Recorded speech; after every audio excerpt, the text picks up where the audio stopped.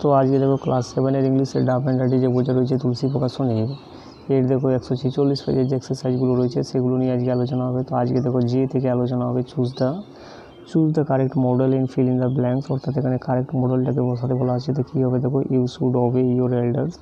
2 নম্বর দেখো may I come in, আমি কি ভিতরে আসতে পারি, তো এখানে বসে মে। 3 নম্বর দেখো উড বসবে এখানে, would you mind if you go there. 4 নম্বর দেখো his statement shall be true. 5 নম্বর দেখো ইউ মে কাম ইন, তো এখানে বসবে মে। এবং 6 নম্বর দেখো I tried the best as I could, যেহেতু এটা ট্রাইড রয়েছে এখানে কুড বসবে। এবং 7 নম্বর দেখো the girl can dance gracefully. এবং 8 নম্বর দেখো she used to play badminton before her operation. 9 নম্বর দেখো ইউ,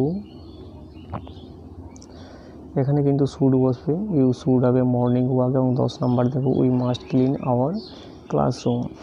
এরপরে দেখো কেয়ারগুলো দেখো, write down the synonyms of the following word, অর্থাৎ এগুলো সিনোনিম লিখতে বলা আছে। গ্যাদার মানে জড়ো করা, একত্রিত করা যেটা হয়ে যাবে কালেক্ট, অ্যাফ্রেড মানে ভয় পাওয়া, ভীত যেটা হবে ফ্রাইটেন, মিস্টেকটা হয়ে যাবে ব্লান্ডার হবে, ওমিশন হবে, ফ্যাটাল মানে হচ্ছে ঘাতক যেটা হয়ে যাবে ডেডলি, সিলেক্ট মানে কি চুজ করা, চুজ পিক আউট। এবং ডেন্সটা হয়ে যাবে থিক, কনফেসটা হয়ে যাবে কিন্তু অ্যাডমিট, অ্যানাউন্সটা হয়ে যাবে প্রোক্লেম ঘোষণা করা, প্রিপেয়ার প্রস্তুত করেছিল যেটা হবে মেক রেডি। এবং মেক ফ্রেন্ডটা হয়ে যাবে কিন্তু কম্পেনিয়ন।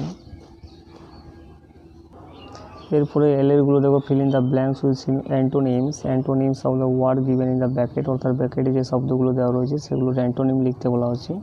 তো দেখো আইসি যেটা হয়ে যাবে সলিডিফাইং, মেল্টিং মানে গলে যাওয়া, সলিডিফাইং মানে কঠিন করা বা কঠিন গঠন করা। এরপরে 2 নম্বর দেখো হিজ কোট ইজ হোয়াইটের বিপরীত হয়ে যাবে ব্ল্যাক ইন কালার।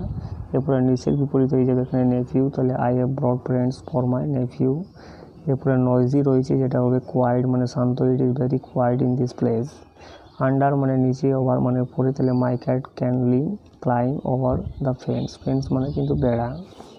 এরপরে 6 নম্বর দেখো লাস্ট নাইট আই স এটা হয়ে যাবে uninteresting movie. Leela is the shortest দেওয়া রয়েছে, তাহলে কী হবে longest girl in our class. এবং 8 নম্বর দেখো গিল্টি রয়েছে যেটা হয়ে যাবে ইনোসেন্ট।